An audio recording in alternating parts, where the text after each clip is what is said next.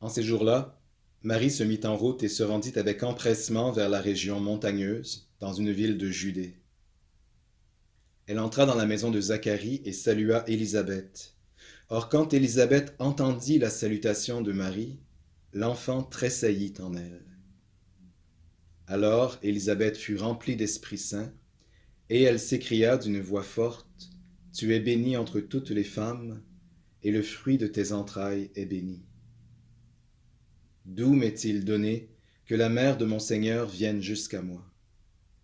Car lorsque tes paroles de salutation sont parvenues à mes oreilles, l'enfant a tressailli d'allégresse en moi.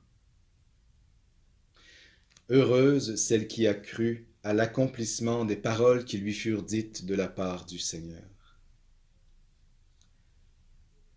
Quand j'ai eu 18 ans, je suis allé en France pour une année complète de formation.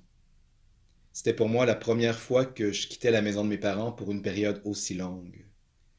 Et après quelques mois, je me suis senti loin. Mes amis me manquaient, ma famille me manquait.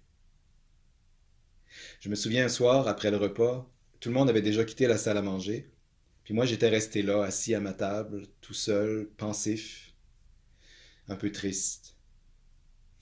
Et une de mes formatrices, elle s'appelait Elisabeth, est revenue s'asseoir en face de moi, et elle a juste prononcé mon nom.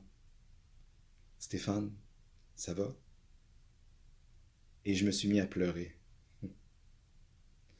En venant me parler, elle m'avait sorti de ma tristesse, puis j'avais pu exprimer ce que je portais en moi, puis que jusque-là je gardais pour moi. C'était tellement bon d'avoir quelqu'un à qui me confier, être entendu. L'autre Élisabeth, dans l'Évangile, elle a entendu la salutation de Marie, puis pour toutes les deux, pour Élisabeth puis pour Marie, ça a été comme une expérience de confirmation. Élisabeth recevait confirmation de ce qu'elle pressentait, hein. C'est bien la mère de mon Seigneur qui vient jusqu'à moi. Et par ces mêmes paroles d'Élisabeth, Marie, elle aussi, elle reçoit comme une confirmation de ce qui lui avait été annoncé par l'ange Gabriel.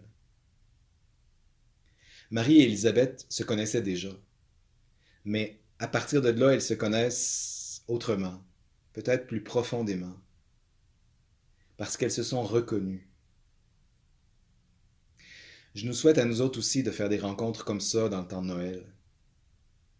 Comme Marie, on peut aller vers l'autre en étant attentif au mystère que l'autre personne porte en elle. Je nous souhaite à chacun de rencontrer quelqu'un avec qui je peux partager ce que j'ai de plus précieux. Être entendu, être reconnu. Si on arrive à faire ça, on va passer un très très beau Noël.